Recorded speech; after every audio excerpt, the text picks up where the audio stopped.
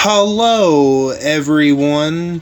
This is the most magnificent bird, Beak, speaking to you today. And in today's video, I'm back at it with another character review. And this character review will be on Gold Mythic Easter Brutus. And yes, I know I'm a couple days late on this character review, but I had some stuff going on, and plus I had a couple of other uploads, and I already have one upload coming tomorrow. It's, as I'm recording this, it's late Monday night, and I already got one video coming up, which is the finale of my Batman Arkham City playthrough. So this might be delayed till Tuesday. No, I think I want to do it Tuesday. So you guys are going to get 2 uploads from me on Tuesday. It wasn't planned. It wasn't planned that way, but because why I want to upload this on the same day as my finale of the Batman Arkham City playthrough is because I am going to do another rating with me on Wednesday or Thursday, and I'm going to go over episode 3 of The Ones Who Live. So yeah, I got some stuff. Y'all got some stuff coming from me this week. And I don't know, maybe this weekend, we'll see. It depends on how Blitzwar shakes out. But anyway, before we get started, I hope all of you are doing good and staying safe out there. I'm doing alright, and yeah, here we go. We have another Brutus that has came into the game. And I'm not gonna lie, I haven't looked at this character. The only thing I know about him is the 3 obvious things. He's a he's a tank, and he's got resilient too. Other than that, I know nothing else about him. And I'm not gonna lie, the other versions of Brutus that have come into the game, they haven't been bad, but they've been kind of mid, and I'm not gonna lie, I'm expecting mid coming from Easter Brutus, but I don't know, we'll see. I haven't looked at anything about him other than the things I have listed, and comment down below. To me, this version of Brutus, especially when he sticks his tongue out like he is right there, Brutus reminds me of another famous bear. Comment down who you think I'm talking about. Let's just say if Brutus and this other bear teamed up, I think the whole world might be screwed. I'm not lying, no lies, but comment down, in the comments if you think you know who I'm talking about exactly. But anyway, enough of me just babbling on. Let's go ahead and get into this review, shall we? Easter Brutus Rebels. His trait is strong, his role is a tank, and his allegiance is a member of the Rebels. Let's take a look at his stats. His attack stat is 8,610. His defense is 24,107. And his HP is 24,681. Now let's take a look at his adrenaline rush. Bear Hug.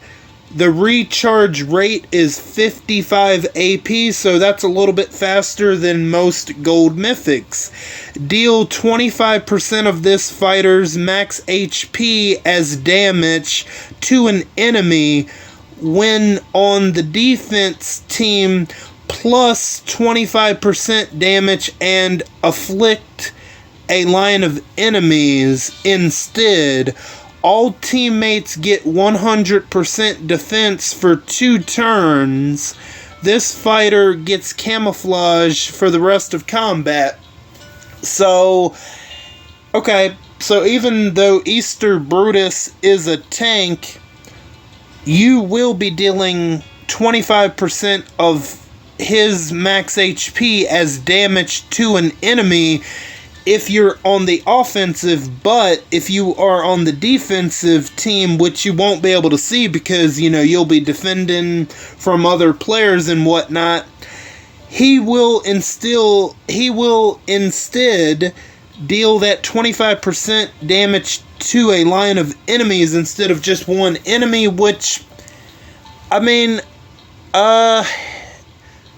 don't know. Then let's get to the rest of it. Then all teammates get 100% defense for 2 turns, and Brutus will get camouflage for the rest of combat, which, honestly, I love that last part, especially since we have Jesus, Peacekeeper, Princess, other payback tunes. That camouflage is really going to come in handy, so I automatically love that part of his adrenaline rush just because there's so many problems with payback and vengeance tunes. If you somehow don't have Eva and Ghost, Easter Brutus is another answer.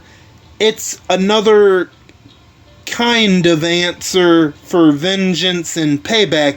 Although, somebody like Yuletide Ezekiel or Eva and Ghost, unpopular opinion, but I think Eva and Ghost is the better normalizer as they actually do damage as a damage dealer, but they're classified as control, but they do damage. But that, like I said, unpopular opinion, but you're not going to be able to change my mind on that fact. But anyway, let's get back to Easter Brutus. Dealing 25% of his max HP as damage, and his highest stat is already HP, so if you can get him behind a leader that is HP heavy and apply mods and plus his weapon, he's going to have crazy numbers of HP depending on the mods and what team you stick him behind. So not too bad, honestly, and you can get his AP off really quickly. Honestly, I'm not, not bad. I don't think it's mid compared to the other 2 versions so far. But let's go ahead and and the 100% defense is also great. So, yeah, let's go ahead and get to his signature move, Vigorous Slam. The initial cooldown is turn 1, 2 turns for the cooldown. Number of uses unlimited. This fighter recovers from heal reduction and gets 100% heal reduction resistance for 2 turns. Deal 10% of this fighter's max HP as damage to all enemies, and 15% of this fighter's max HP as maim damage to enemies in the front row and center positions. Okay, so his signature move, he's got a lot going on, so Brutus will be able to recover from heal reduction, plus he's going to get a 100% heal reduction resistance. Yeah, that's going to make teams like St. Patty's Day Rosita, Ajax, anyone that dishes out heal reduction, it's gonna make them a little bit more useless, at least against Easter Brutus. So there's a positive and a negative. The positive being, if you're coming up against Brutus and you have any of those tunes that dish out heal reduction, well, that's gonna suck for you. And for me, too, if I ever come up against Brutus. But that's gonna be great for Brutus. Plus, he's going to get that heal reduction for 2 turns, which can be, in the right situation, can be really good, honestly. Plus, he's going to be dealing 10% of his max HP as damage to all enemies, and 15% of his max HP as maim damage to enemies in the front row and center positions. So, depending on who's in the front row and in the middle, that's going to be good. I mean, holy cow, he's going to be dealing maim damage. I mean, hey, Brutus and this other bear, man, they can definitely deal some maim damage for sure. So, I'm not going to lie, I kind of love it. Just because it's something a bear, like, hey, think about it. You have a normal bear coming at you and they take a swipe at you. If they don't somehow get a hold of you, that's really going to hurt. I mean, that's really going to maim you. So, I actually kind of love that. So yeah, I kind of almost like his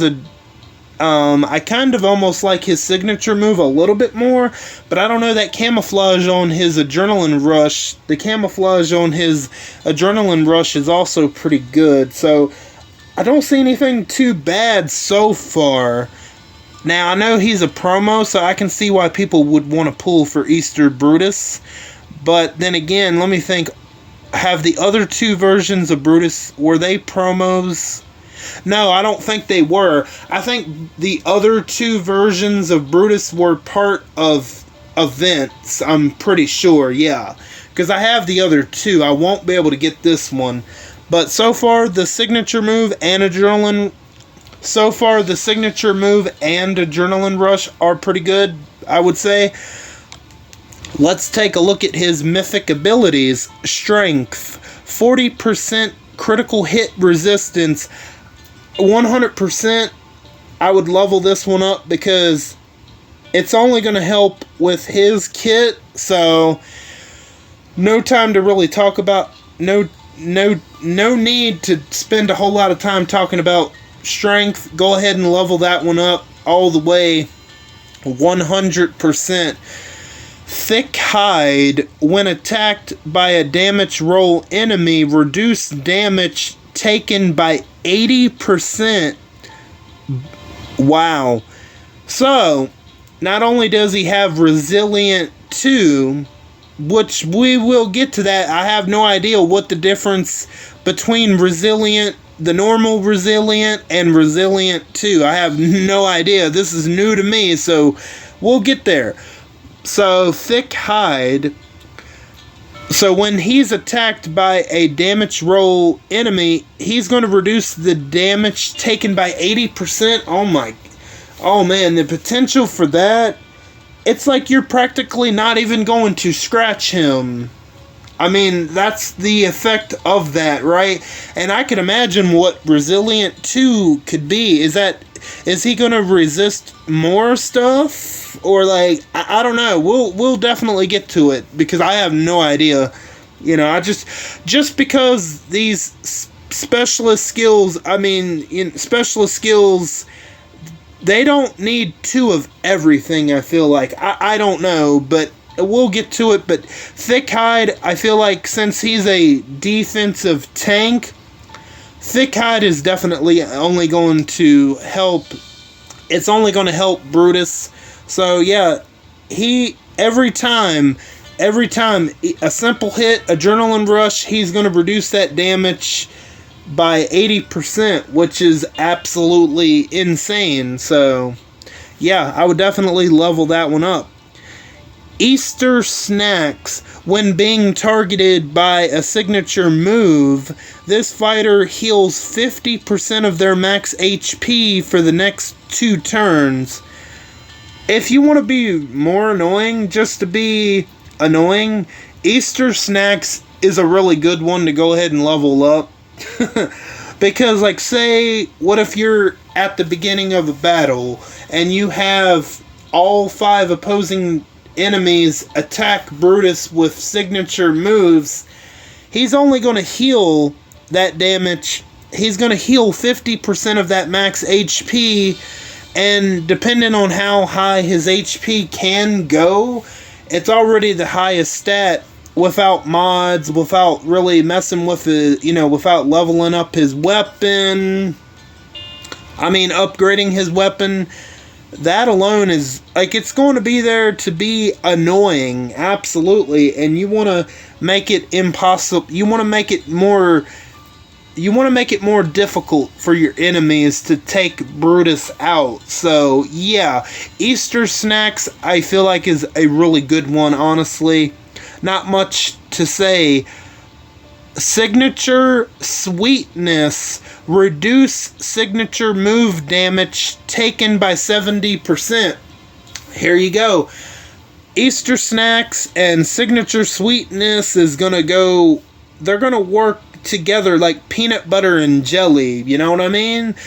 Like chicken tenders and honey mustard. They're gonna work really well together. So, if you want your Brutus to be even more annoying with not only Easter Snacks, but Signature Sweetness and Thick Hide, it's all going to work all really well together like a great food combination, or like a great pair of allies together, right? And that's gonna, I believe that might coincide with Resilient 2, whatever that is. And we're gonna take a look at that right now, because I'm kind of curious to see how it's different from the regular one. The specialist skill, Resilient 2. This fighter has a 60% resistance against all status effects. This stacks with all other resistance. This specialist skill is immune to the control roll passive. Oh. Okay, so... oh boy, so I gotta take a minute to digest that. So I know what resilience is, but that last part, right? This specialist skill is immune to the control roll passive. So let me think for a second. So if Eva and Ghost, I'm just using this as an example. Eva and Ghost is control, right? And if they attack Easter Brutus, does that mean he will not get normalized? Is that what that actually means? If so... oh man, it just, if that's the case, Scopely has given players another reason to quit this game. They really have, and Scopely, they wonder why people complain about the game. They wonder why. Like giving S-class boxes as compensation. Who the hell wants S-class boxes as compensation and not going to complain about it? I don't know. But anyway, this is not about compensation. This is about the character. But seriously, if Eva and Ghost, if they were to attack Easter Brutus and he doesn't get normalized, I'm assuming that's what that means. Oh man, that's going to be really good if you have him on your defensive team. But if you're trying to come up against him and trying to stop him, well, I'm screwed, because if I tried to attack him, I'm assuming that's what that means. And that goes for any control roll toon, not just them, but that's the great example. That's the example that I was trying to think of. I'm assuming that's the way it goes. Like, so if anyone that is a control toon that has, I don't know, normalizer or disarming or confounding, they tried to attack Brutus, I guess it just will not affect Brutus at all, no matter the control toon that is attacking him. If that's so, which I'm assuming it is, that is absolutely wild. Absolutely wild. It really is. But we'll see how it goes. So let's go ahead and take a look at his weapon. Easter Brutus's Guarding Claws. 45% HP, 40% defense, improved absolute defense plus slow. When being attacked, a 60% chance to reduce the damage to 0 and apply a 20% slow to the attacker for their next turn. Improved debuff heal. Heal 20% at the start of each turn for each debuff on this fighter. Okay, so 45% HP. 45% HP. That's pretty good. 40% defense. Yeah. And then improved absolute defense and slow. So when he's being attacked, he's going to have a 60% chance to reduce the damage to 0 and apply a 20% slow to the attacker for their next turn.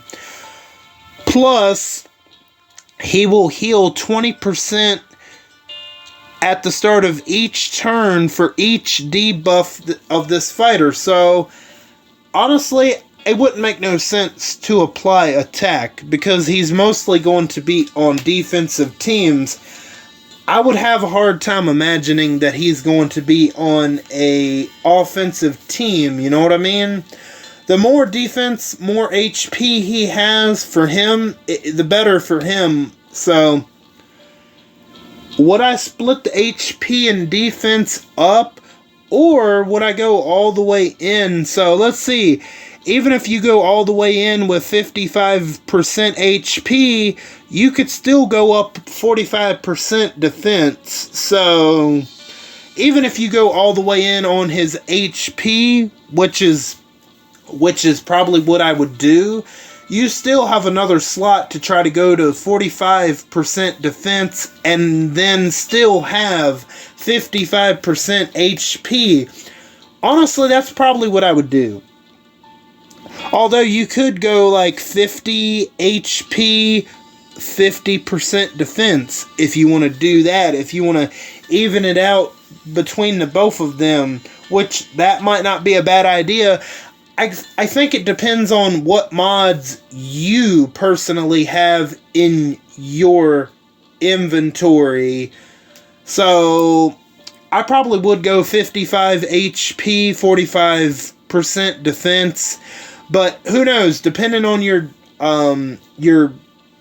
mods, you could go 50 HP, 50 defense, and then just leave the third and fourth slots like they are.